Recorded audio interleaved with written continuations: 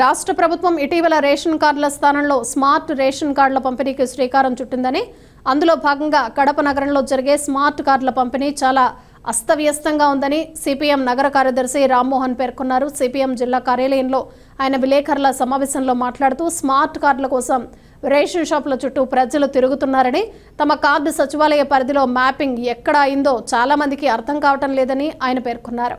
బాడుగేండ్లలో నివసిస్తున్న వారు చాలా మంది స్మార్ట్ కార్డుల కోసం రేషన్ షాపుల చుట్టూ తిరుగుతున్నారని, ఆటో ఛార్జీల భారం పడుతోందని, తక్షణమే రేషన్ షాపుల డీలర్లు ఆ రేషన్ షాప్ పరిధిలో కార్డు హోల్డర్స్ నోటీస్ బోర్డులో పేర్లు ఉండేలా చేయాలని ఆయన అన్నారు.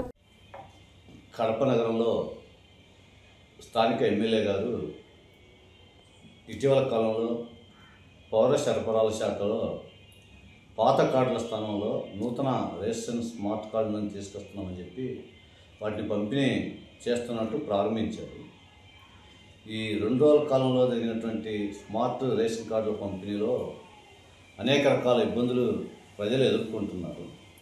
ఒక రేషన్ షాప్ డీలర్ దగ్గరికి వెళ్తే తమ రేషన్ కార్డు పాత రేషన్ కార్డు స్థానంలో కొత్త స్మార్ట్ రేషన్ కార్డు తీసుకోవడానికి ప్రజలు అనేక రకాల ఇబ్బందులు పడుతున్నారు.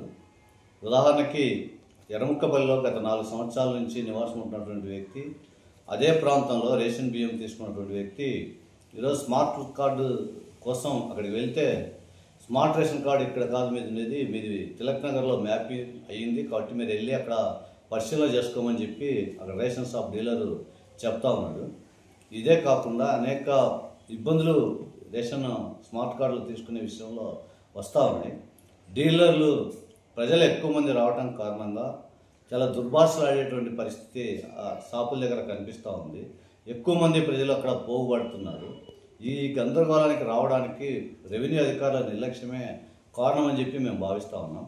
ఎందుకంటే కడప నగరంలో అటు పౌర సరఫరాల శాఖ దగ్గర, ఇటు తహసీల్దార్ కార్యాలయం దగ్గర 2 డిపార్ట్మెంట్ల దగ్గర నిర్దిష్టమైనటువంటి సమాచారం ఉంది. కాబట్టి ఆ సమాచారం ఆధారంగా ప్రతి డీలర్ షాప్ దగ్గర ఈ డీలర్షిప్ పరిధిలో ఇంతమంది పేదలు ఉన్నారు, ఇంతమంది రేషన్ కార్డు హోల్డర్స్ ఉన్నారని చెప్పి నోటీస్ బోర్డులో ఒక లిస్టు ప్రకటించాల్సిన అవసరం ఉంది. ఆ రకంగా లిస్టు ప్రకటించిన కారణంగా మేము ఏ షాప్ దగ్గరికి వెళ్ళి స్మార్ట్ కార్డు తీసుకొచ్చుకోవాలో అనేటువంటిది గందరగోళం ప్రజానీకంలో ఎదుర్కొంటున్నారు.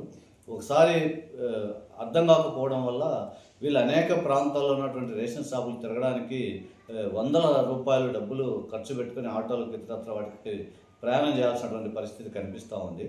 అందుకోసం మేము ప్రభుత్వానికి అధికారులకి విజ్ఞప్తి ఏంటంటే ఈ రేషన్ కార్డుల స్మార్ట్ రేషన్ కార్డుల పంపిణీలో ఈ సమస్యను పరిష్కారం చేయడానికి ప్రతి రేషన్ షాప్ దగ్గర తక్షణమే ఒక నోటీస్ బోర్డులో లిస్టు ప్రకటన చేయాలి.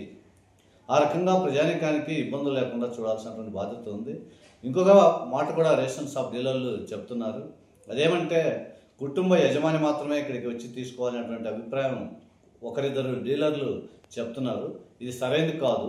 ఒక కుటుంబంలో ఉన్నటువంటి రేషన్ కార్డు హోల్డరు ఆ 4 పేర్లు ఆ కుటుంబంలో ఉంటే 4లో ఏ ఒక్కరు ఇచ్చినా కూడా ఆ రేషన్ పంపిణీ జరిగేటట్టుగా చూడాల్సిన బాధ్యత ఆ డీలర్షిప్ యజమాని మీద, దుకాణ యజమాని మీద ఉంది.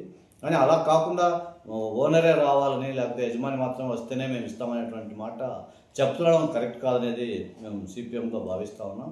ఈ సమస్యని సర్వర్ ఇంకొక ప్రాబ్లం ఏం చెప్తున్నారంటే అక్కడికి వెళ్ళిన తర్వాత ఫింగర్ వేసే క్రమంలో నెట్వర్క్ సమస్య చాలా తీవ్రంగా ముందుకు వస్తూ ఉంది.